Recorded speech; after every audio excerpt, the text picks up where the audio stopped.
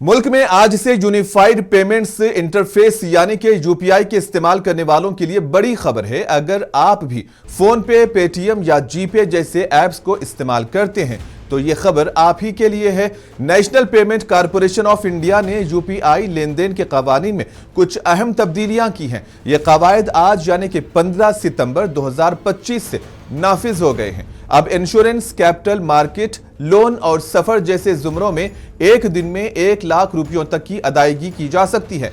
ये बात काबिल गौर है कि ये कवायद ताजिरों या फिर इदारों को अदायगी करने पर लागू होंगी। इसके अलावा इंश्योरेंस प्रीमियम और कैपिटल मार्केट में सरमायाकारी की हद 2 लाख रुपये से बढ़ाकर 5 लाख रुपये कर दी गई है और इसके अलावा 24 घंटे में 10 लाख रुपये तक की ज्यादा से ज्यादा ट्रांजैक्शन भी की जा सकती है।